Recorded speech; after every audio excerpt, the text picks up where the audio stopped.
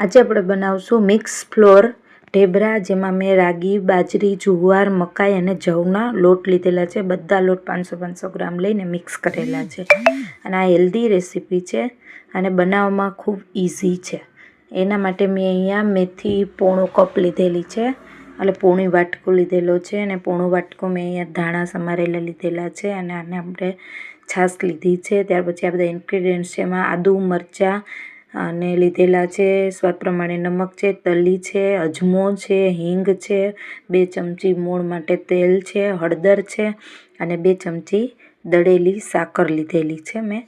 હવે આ mix floor મેં અહીંયા 3 કપ લીધેલો છે અને તેની અંદર આપણે આ બધા જ મસાલા એડ કરવાના છે. મેથી, ધાણા, ત્યાર પછી આ મોણ માટે તેલ, સ્વાદ પ્રમાણે નમક, હળદી અને હિંગ, બધા જ મસાલા, આદુ, મરચાં. અને તમે જો લસણ ડુંગળી ખાતા હોય તો આમાં લીલું લસણ પણ તમે એડ કરી શકો છો, ઓપ્શનલ છે તે.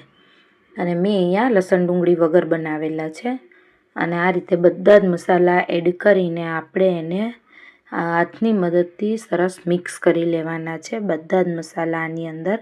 આદુ મરચાંની મેં અહીંયા પેસ્ટ લીધેલી છે દરદરી, તેને મેં એડ કરેલી છે.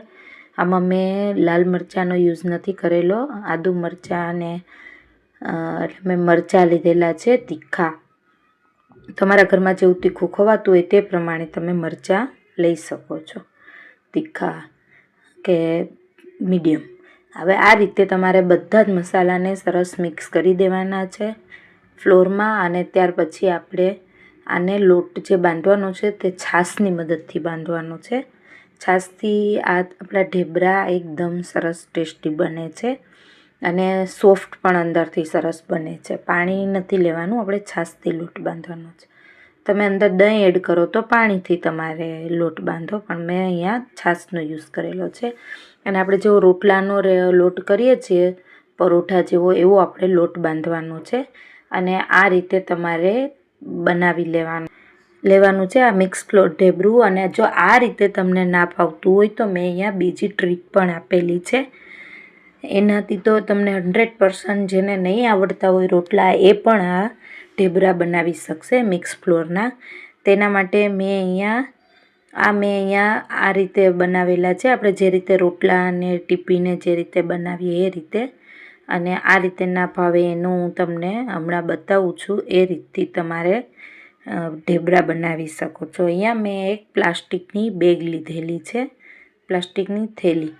અને તમે આ રીતે મેં સેજ ઓઇલ લગાવી દીધું છે, ઉપર ગ્રીસ કર્યું છે થોડું. અને આ રીતે આપણે ઉપર પાછું પ્લાસ્ટિકની એક બેગ રાખીને આ રીતે આપણે હાથની મદદથી ધબધબાવીને પણ તમે સરસ આ મિક્સ ફ્લોર ઢેબરા બનાવી શકો છો. અને ત્યાર પછી આપણે આ ઉપરની બેગ હટાવીને એને ધીમેથી કાઢી લઈશું, એટલે સરસ એ પ્લાસ્ટિકની બેગ નીકળી જશે અને સરસ આ ઢેબરું બનીને રેડી થઈ જશે. અને ત્યાર પછી આપણે આને શેકશું. મેં અહીંયા શેકવાની તમને સરસ ટિપ્સ આપેલી છે.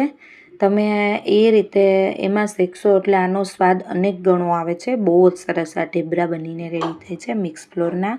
માં જોઈ શકો છો કે શાંતિથી આપણે આ પોલિથીન બેગ ઉપરથી આપણે કાઢીને અંદરથી આપણે આ રોટલો ઇઝીલી આપણે આ રીતે અલગ થઈ જાય છે. આ રીતે તો 100% બધાને જ ફાવશે આ ઢેબરા બનાવતા. ત્યાર પછી મેં આ 5 મિનિટ પહેલાં પ્રીહીટ કરવા રાખી દીધી છે. જે કાણાવાળી ન હોય તેવી આપણે તાવડી લેવાની છે માટીની, એની અંદર તમે આ ઢેબરા શેકશો એટલે એકદમ સરસ બને છે.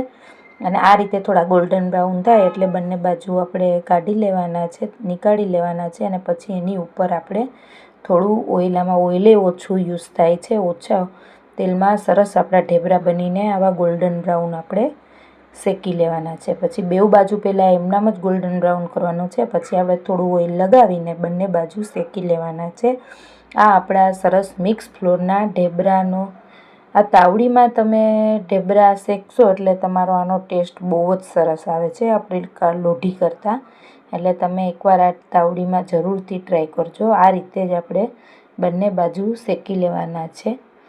અને આપણા આ ઢેબરા એકદમ સરસ ક્રિસ્પી બનીને અહીંયા રેડી થાય છે. અહીંયા મેં આ રીતે બધા જ ઢેબરા બનાવી લીધેલા છે અને આનો સ્વાદ બહુ જ સરસ આવે છે. ફ્રેન્ડ્સ, એકવાર તમે આ રીતે જરૂરથી ટ્રાય કરજો. આ રેસીપી મારી સારી લાગે તો મારી ચેનલને જરૂરથી લાઇક, સબસ્ક્રાઈબ અને શેર કરજો.